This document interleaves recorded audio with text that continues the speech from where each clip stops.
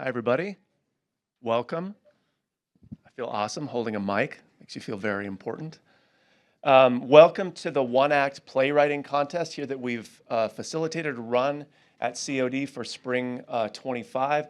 It's a really potentially a first of its kind event that I've been involved with that had really great co-sponsor programs, including creative writing, theater, and the library. So the creative writing side of things includes me. My name is Jason Snard. I'm a professor of English and also chair of Lit, creative writing and film here at COD. It includes Trina Satirakopoulos, publishes under Satira, who's an author, also professor of English and directs the honors program now here at COD, as well as Tony Bowers, author, professor, and chair of our creative writing certificate, which you should definitely ask him about. Speaking of, we have some certificate advisory board members in attendance that we'd like to thank and acknowledge. Can you help me with that, Trina?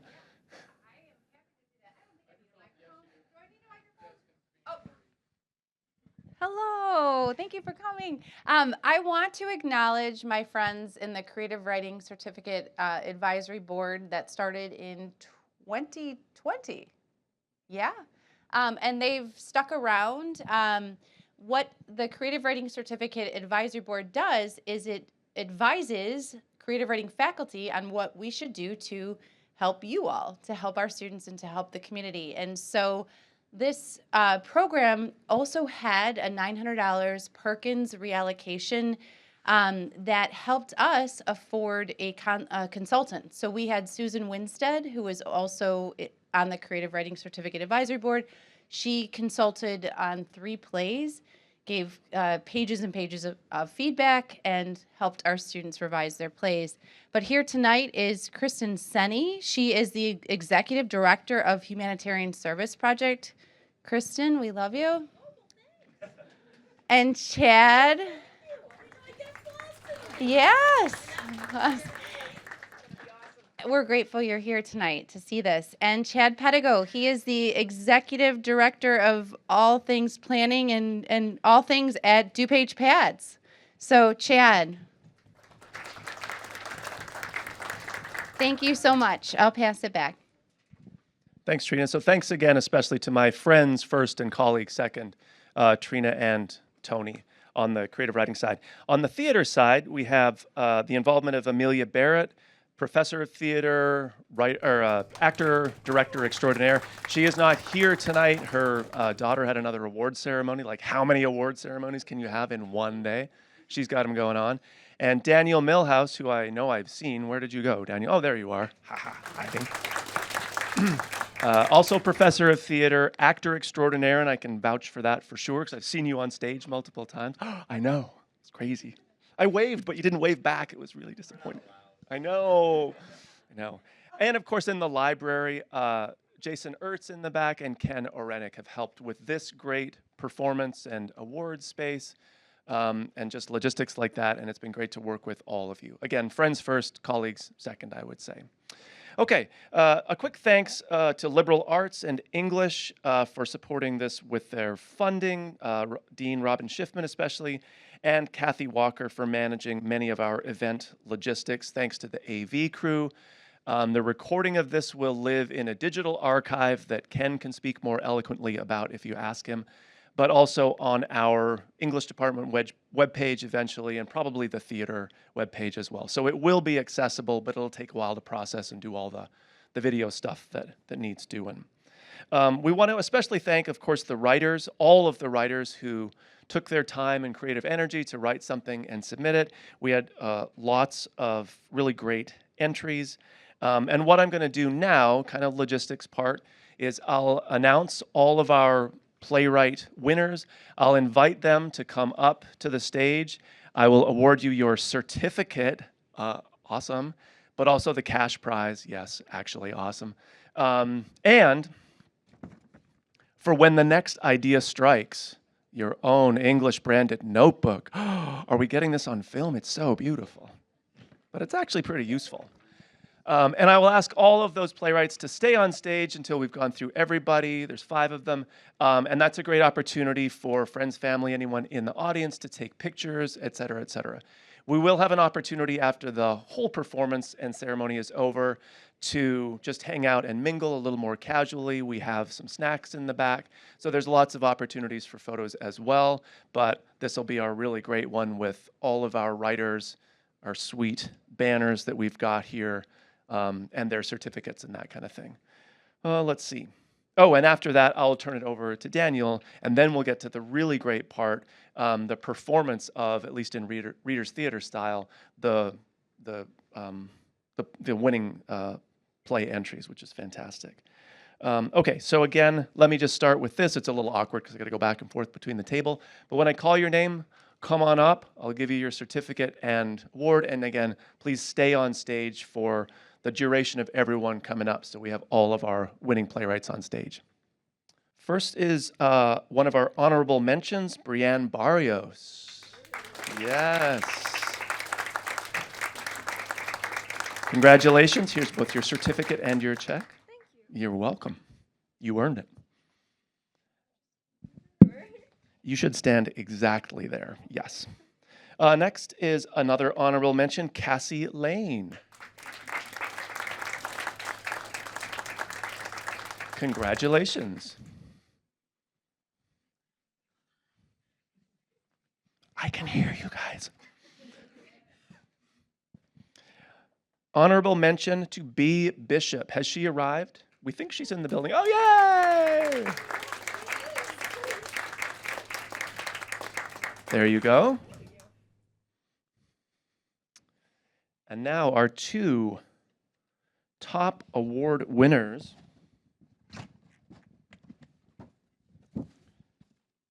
Ari Smith. Well done, Ari. And last but certainly not least, another top winner, Basil Jabber.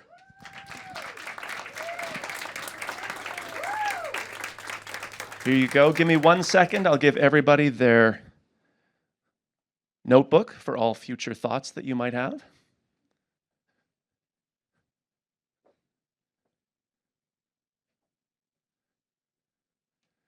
If you've taken classes with us before, you may have a lovely collection of these that you're getting sick of.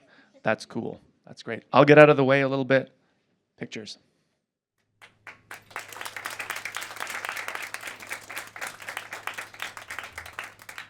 All right, nicely done, everybody. I'll invite you to take your seats again. I'll get my notes to see what I've forgotten to do. Okay, I think that's about it for my portion of the program. So again, thanks to my colleagues, thanks to everybody involved in the logistics part of things. I will turn it over to Daniel to get the theater part rolling here. And again, we will have time afterwards to mix and mingle, hang out a little bit, be a little more casual. Daniel. Thank you. Thank you.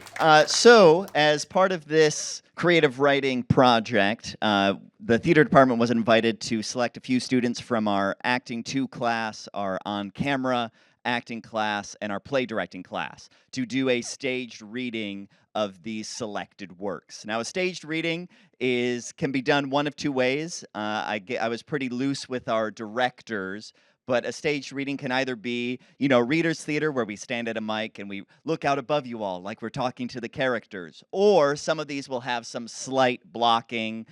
Some directors have requested the use of 2 chairs over here. Hi, Jemiah.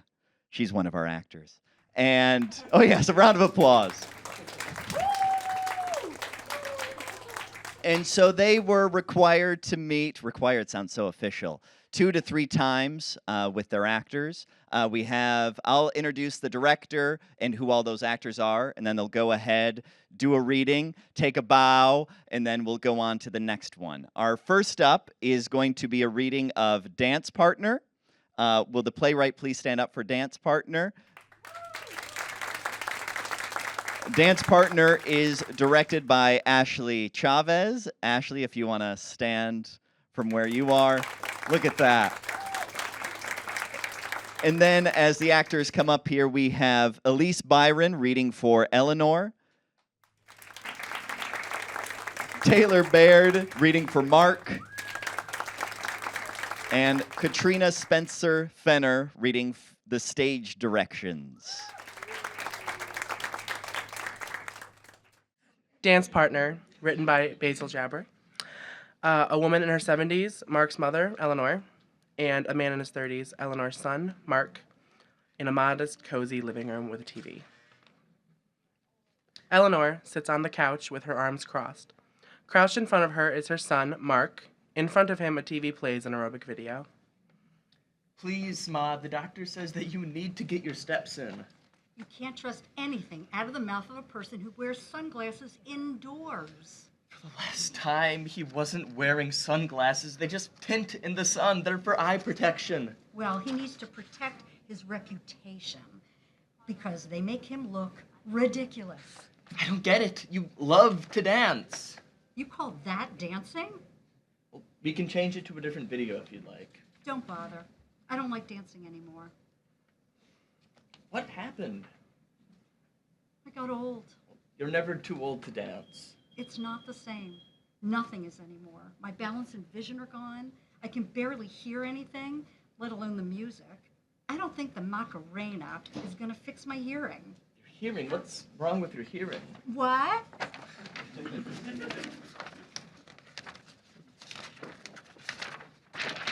I'm being serious. The trash is always full and the plants are dying of dehydration. I water them. Sometimes. Oh, cut me some slack. I'm not a, what's the word?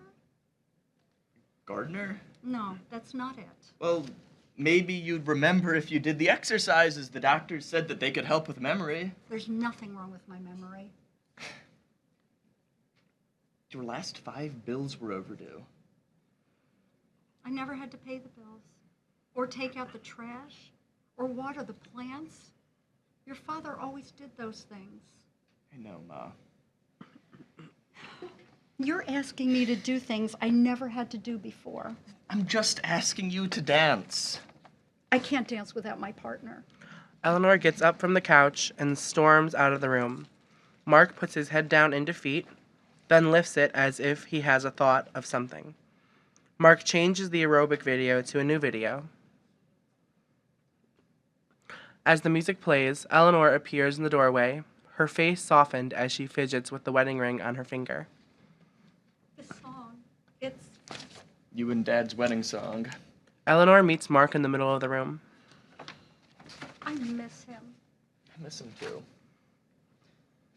Look, I want you to know that as long as I'm here, you'll never need a dance partner. Mark extends a hand, inviting her to dance. Eleanor stares at his hand, debating. A botanist. So, What? A botanist. An expert in plants. That's the word I was thinking of. Mark twirls her gently.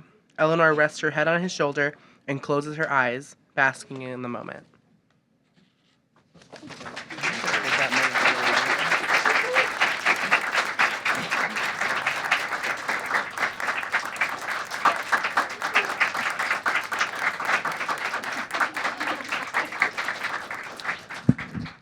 Thank you.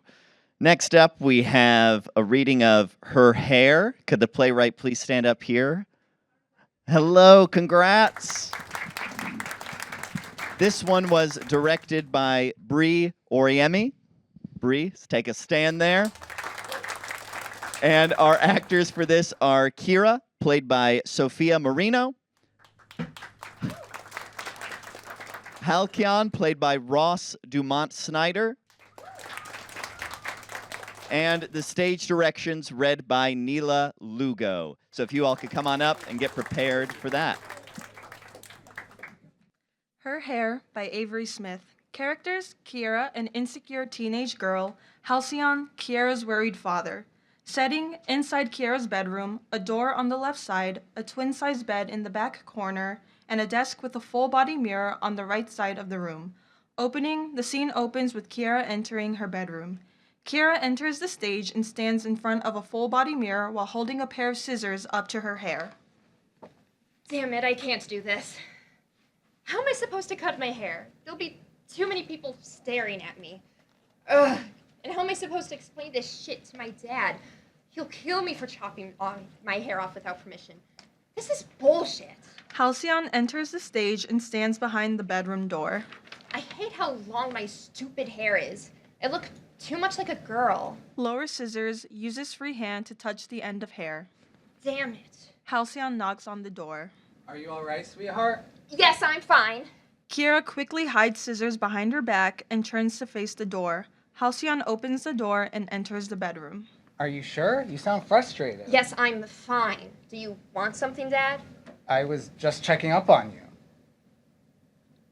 What are you holding? Nothing. Kiera tries to turn her body away. Halcyon gently takes them out of her hand. Hey, give that back. Kiera tries to reach for the scissors, but Halcyon keeps them out of reach. What are these for? Were you going to cut your hair? What? No. Why would I? You know, if you want a haircut, I can make an appointment at the hairdresser. You don't have to do it yourself and ruin your hair. No, the hairdressers wouldn't understand. I used to cut my own hair in high school. I understand the basics. I can cut your hair if you like. No, it's fine, really. I don't need a haircut. It awfully seems like you want to, sweetheart. If you're worried you won't get the exact haircut you want, why don't you find references? Or maybe draw it. I know you like art. I can always accommodate. Why are you so persistent? I don't like your attitude, Missy. Sorry. Ah. Come here. Halcyon sets down the scissors on a nearby desk. He sits down on the bed and pats the spot next to him. I think we need to have a chat. Like, what exactly? Kiera joins him. I want you to be very honest with me, sweetheart. I promise I'm not going to judge. Okay. What is it then? Kira, honey, do you want to cut your hair short like a boy? What?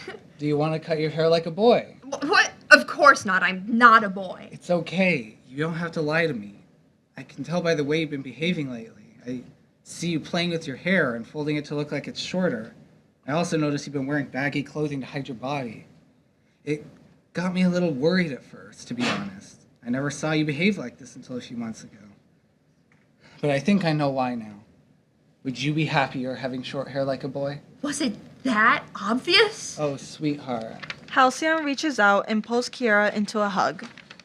I know I'm your father and it's scary to speak to me about certain things, but I promise I am not mad. You are my daughter, Kira. Your comfort and well-being is the most important thing to me. If you want to chop your long hair off, I will support you. I will never be mad. Just don't do it yourself or you'll accidentally ruin your hair. It's okay, sweetheart. You don't have to say anything now. Why don't I order some pizza for dinner? We can talk more about this later, when you feel ready to. We don't have to talk about this now. Will that be okay? Kiera nods. Okay. Pizza night it is then. Halcyon releases Kiera and stands up. Do you want to come with me? Sure. Just give me a second, please. Remember that you can always talk to me. I want to help. Don't shut me out. Halcyon leaves the stage. That was difficult. Kiera stands up and turns to face the full-body mirror. Well, Dad, I hope you'll keep your word. Touches hair, then grips the hem of her shirt. Hair first. I can worry about my body later. I can do this. It'll be fine. Kiera heads off stage. Scene ends.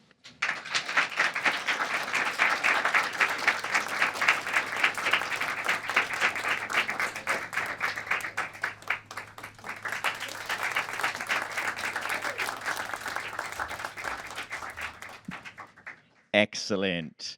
Next, we have Resilient Wild Violets. May I playwright stand? Hello. Congrats. This play is directed by Morgan Erickson.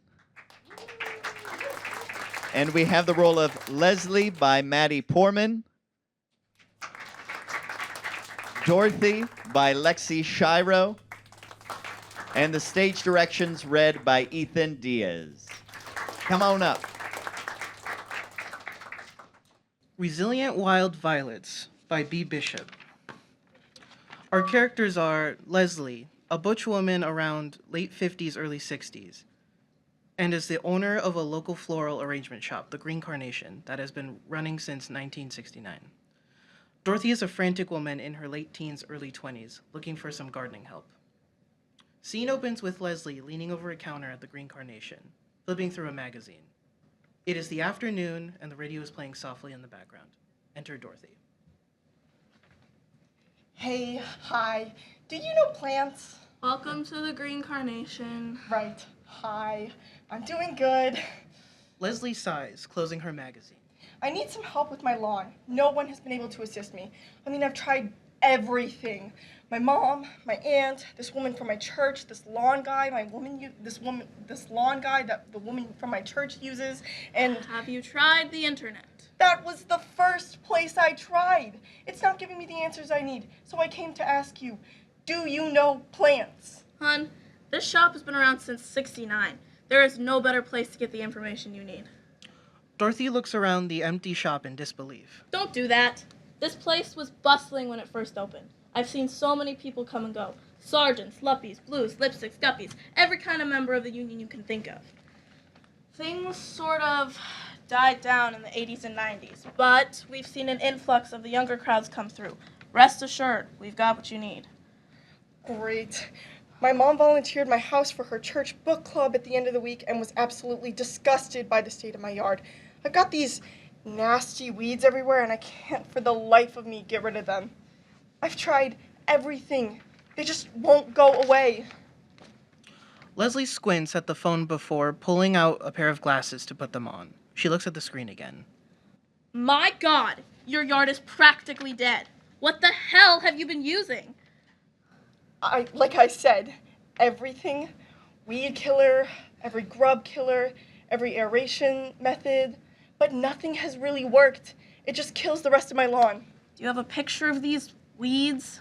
Yeah, let me pull it up. Dorothy hands the phone back to Leslie. Leslie examines it and grunts.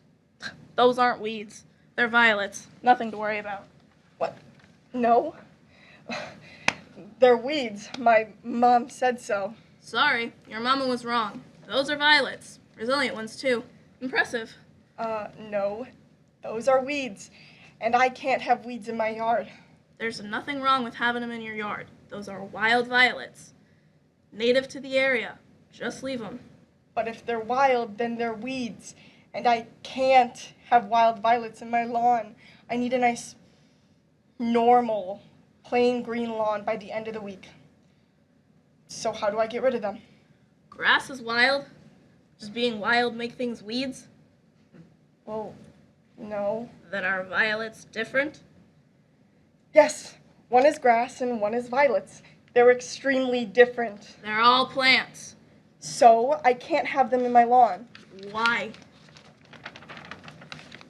It's against HOA code or something. Leslie stares at her, unconvinced. And my mom says it looks bad. Lady, I don't...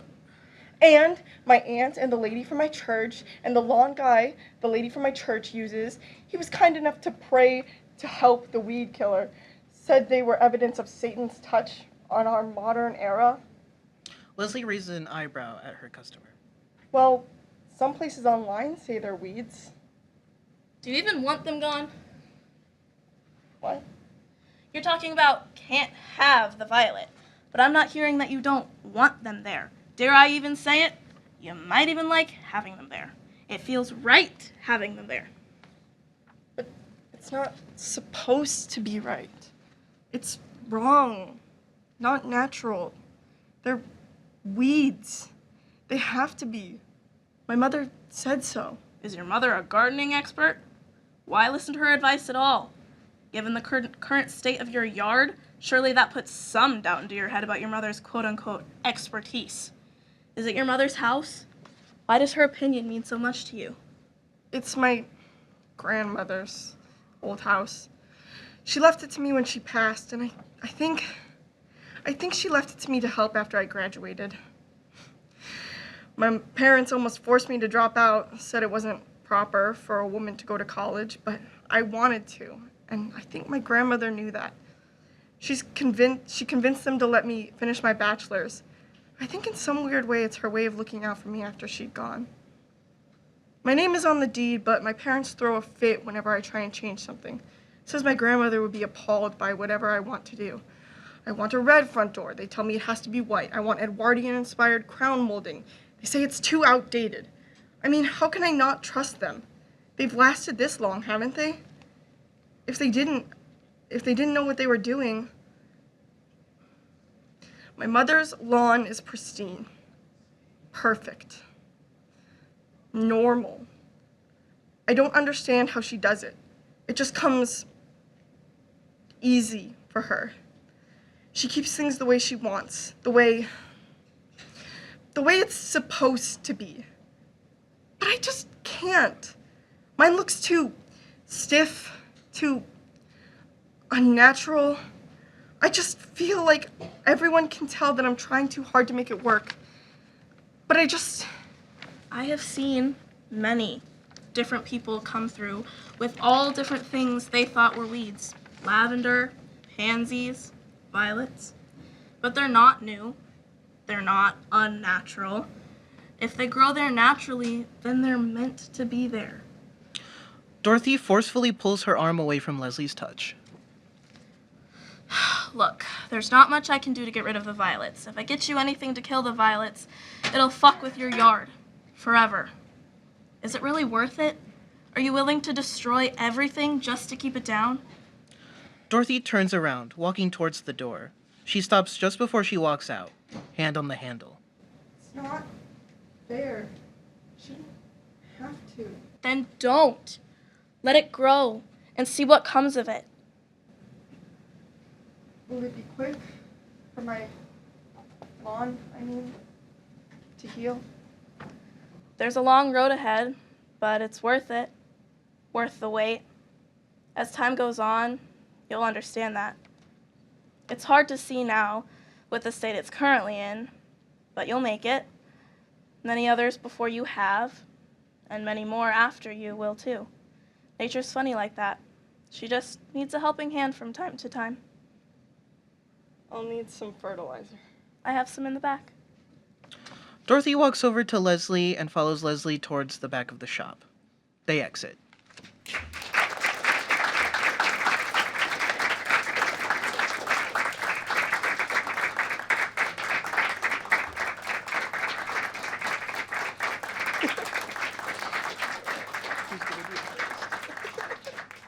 This way or this way? I'm going this way. Thank you. Next up, we have Scorpion. May our playwright stand for Scorpion? Yes, I heard some mumbling over here. And we have Scorpion will be directed by Karina Rodriguez. Mia will be played by Chrissy Graham.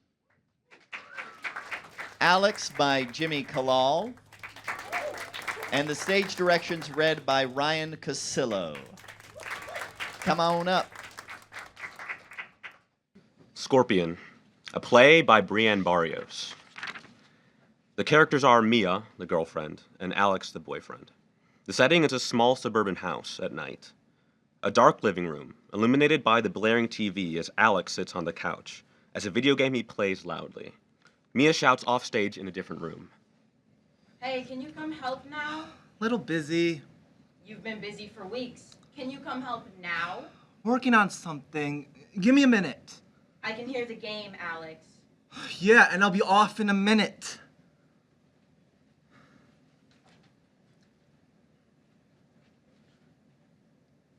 I told you a week ago to do the laundry, and it reeks. And I'm gonna do it in a minute. Fuck's sake. Whatever. Offstage, the chime of laundry starting and the sound of the machine rumbling to life can be heard. It said that I was gonna do it, Mia. Mia enters from the offstage kitchen with a bottle of whiskey, pointing back from where she came offstage. You had a week to do it. Now it's done. And did you leave the window open? No.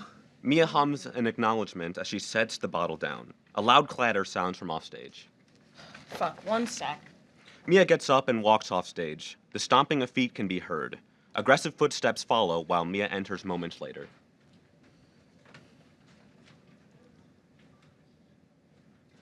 You little... There's a scorpion in the house. Very funny. Can you move? There's a fucking scorpion in the house, Alex. Give me a cup or something. I saw it run in here. Yeah, I'm sure there's a scorpion out of all things in the house. Will you actually listen to me for once and believe the shit I'm saying? Pick your feet up. It might be under the couch. A scuttling comes from underneath the couch and Alex stands on the couch cushions. Why did you let it in here? How the fuck did it get in here? I don't know if we left something open, but I was dealing with it. Give me a damn cup already, unless you want me to kill it. You left something open. You left the window open the whole night, for fuck's sake. Kill it already. See? I fucking knew you saw me open it, and you left that shit open. Are you really doing this now? Yes, I'm doing this now. I've done it a million other fucking times, but I guess you're finally listening. I told you to close it, and look where we are now. Don't turn this shit into my fault when you're the one who opened the damn window. My fault? Really? Are you fucking kidding me right now? My fault? How is this not your fault? I didn't bring it in here. You're the one who left the window open. Because you were smoking in the house like I told you a million times not to. Oh, I'm sorry that it was freezing out there and I didn't want I didn't care you didn't want to freeze your ass. I'd rather have my house not burned down from you not putting out lit cigarette butts. You weren't listening to me anyway, so of course I opened the window.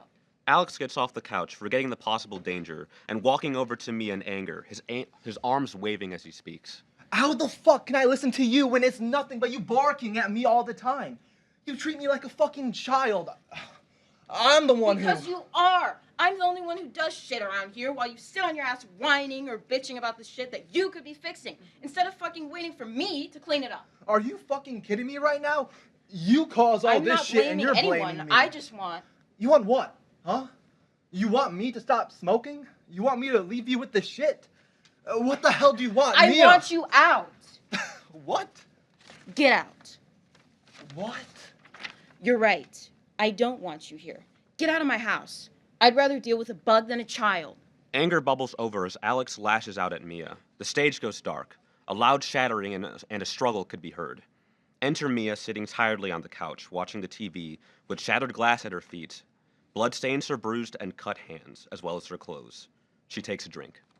Scorpion's gone.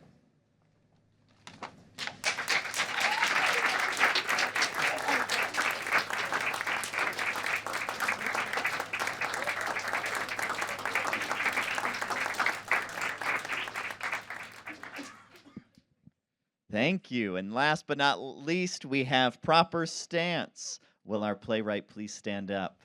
Hello, hello. Proper Stance is directed by Hope Nantongo. Bianca will be played by Jemiah Haynes. Timothy by Nicholas Washington. The Police Officer by Matthew Sagals. And the stage directions read by Hannah Grimm. Proper Stance by Cassie Lane. Characters: Bianca, 14, an African-American high school freshman and dancer. Timothy, 16, an African-American high school junior, is Bianca's older brother. Police officer, middle-aged. Setting: an unoccupied park at midday. Honking, people, and other city sounds can be heard in the background. Bianca and Timothy are walking towards the spot under the railroad bridge that goes over the park, where the rest of their small dance troupe is waiting. Opening: Bianca and Timothy's arrival under the bridge. Enter Bianca and Timothy from stage left. Bright lights shine onto the entire stage to convey the outside setting. Birds are chirping, trains can be heard in the distance, and a boombox plays hip-hop music, gradually getting louder at their arrival. Come on! They started without us. I told you those stupid shoes would make us late. She runs ahead, tugging Timothy along. First off, I look sick. Second of all, it would have been lame to be the first person there.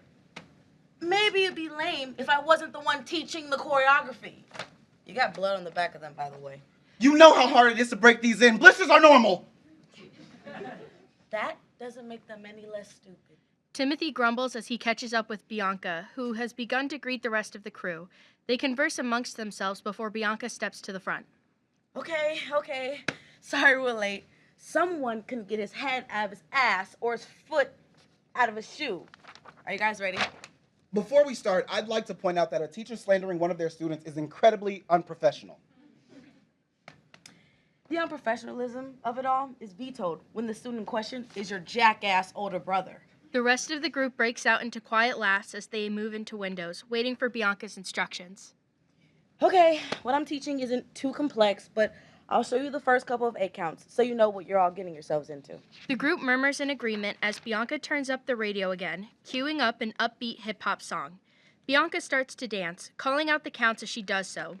The group, mainly Timothy, cheers her on as she continues. The combination of the group's noise and loud music drowns out the looming sirens. All right, that's all you get for now, but if Tim can do it, then surely nobody here should have a problem picking it up. Lies and slander from my own sister. Timothy grabs Bianca and pulls her into a playful headlock, messing up her hair while she bangs against his arms to free her, both of them laughing. Stop! I'm joking. The two continue to play fight as the group behind them laughs fondly at the siblings. Their joking around has distracted them from the sound of police sirens that have gotten louder and the police car pulling up to the group. The group looks around at each other, confusion on all their expressions. Timothy quickly pulls away from Bianca, standing up straight, his body language defensive and tense. Turn the music off. What? No, we're just getting started. I haven't even actually taught anything yet. Maybe it's just passing through or something. The stage lights dim, highlighting the red and blue flashing lights that are approaching.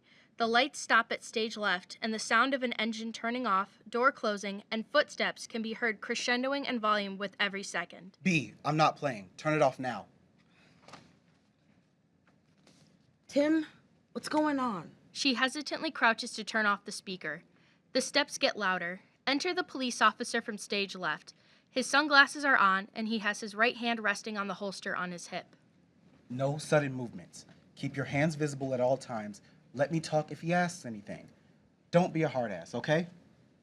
Okay.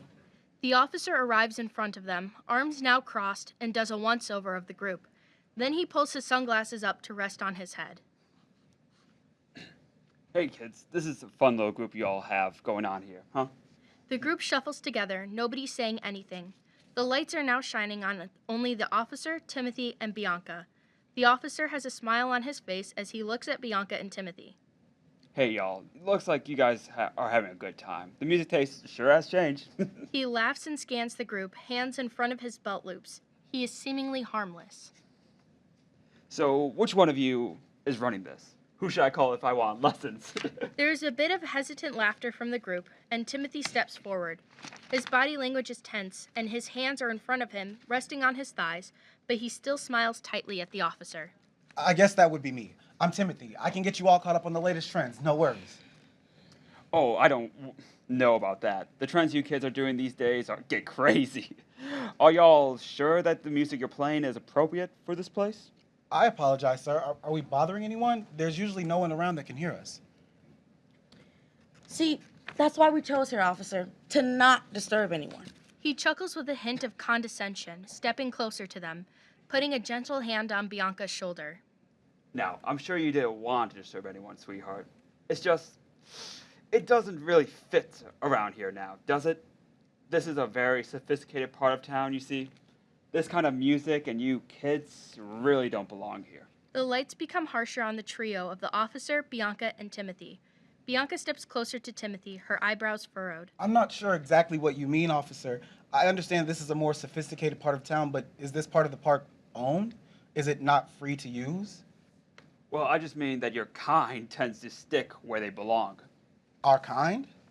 You know what I meant. Don't go twisting my words, boy.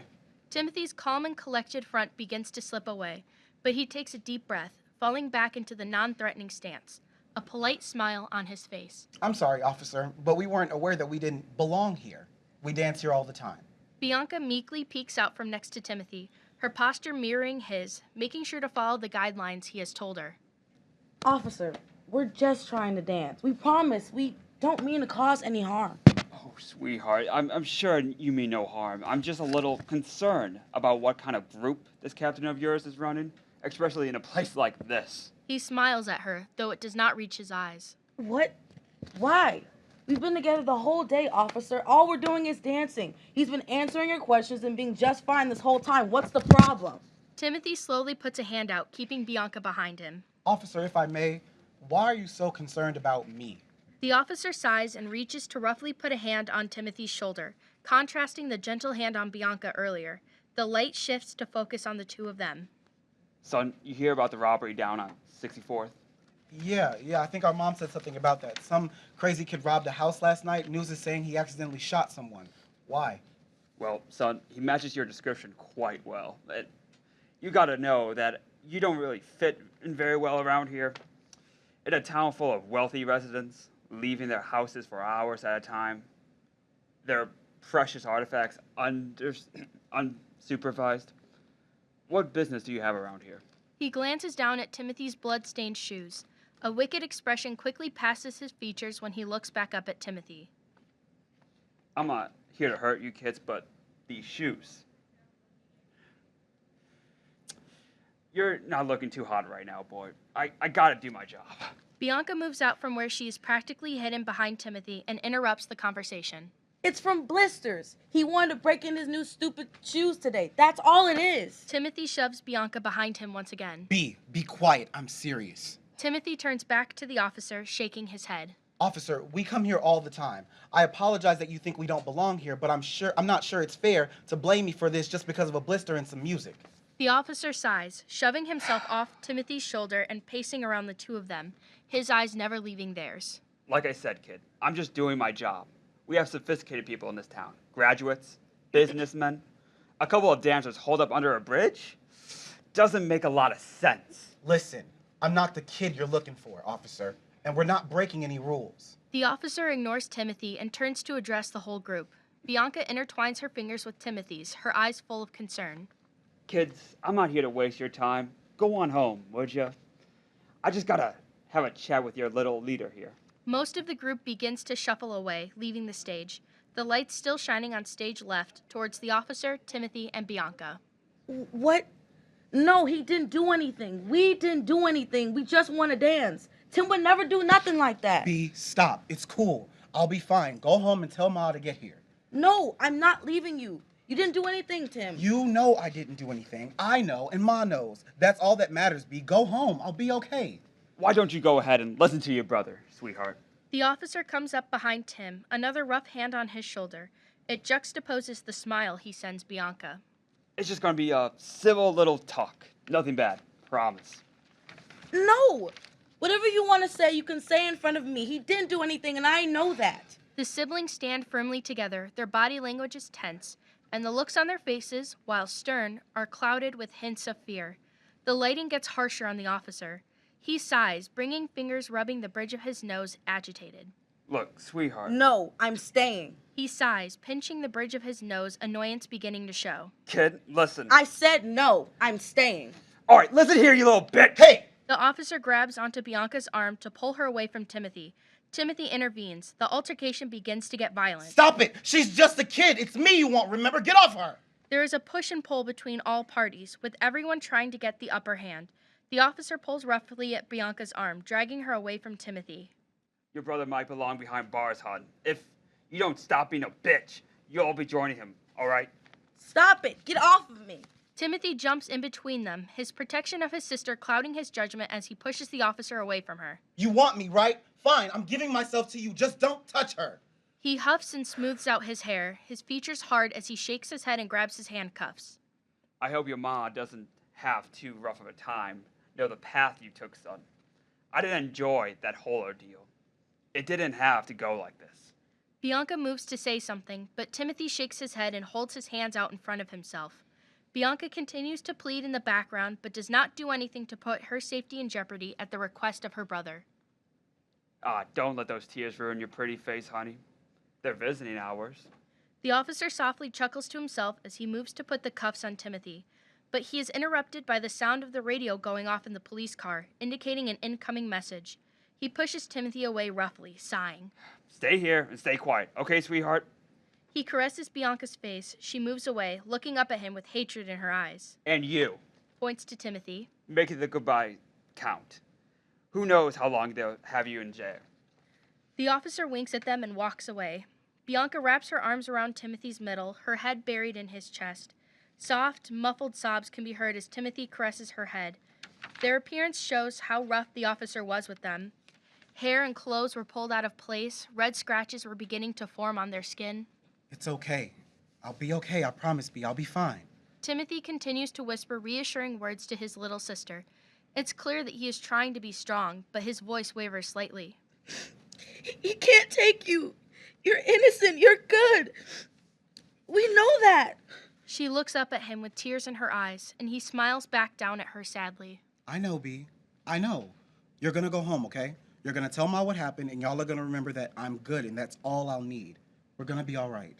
The siblings continue to embrace each other tightly, not saying anything. The officer walks back over, his radio in hand, eyes locked on the siblings. 10:15, the suspect has been caught. He is an unarmed black man. He gave a confession on demand. All units end duty. As the message settles between the three of them, the light moves away from the officer and spotlights only Bianca and Timothy.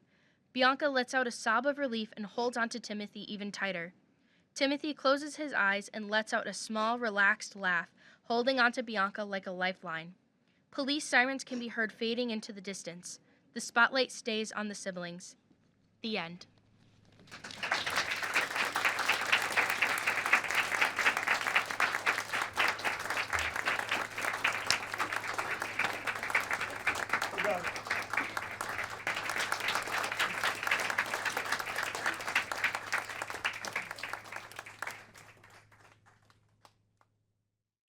Check, are we still on? Yes, we are. Thank you very much, everybody. I don't even know what to say. I'm like laughing and crying and all kinds of stuff at the same time. I love the emotional investment from our writers, from our actor directors. Thanks to my colleagues. This has just been really, really great. I'm not going to lie. It's been really, really great. One big round of applause for like everybody in the whole world. So we'll wrap it up formally here. Please feel free to hang out, interact with each other's. Playwrights, meet the actors, introduce yourself. We have super awesome cookies and also some pieces of fruit, which is very exciting at the back. Lemonade, I think there's coffee. Maybe it's just water, I don't even know. Anyway, thanks again to everybody. Have a great rest of your night. Thank you.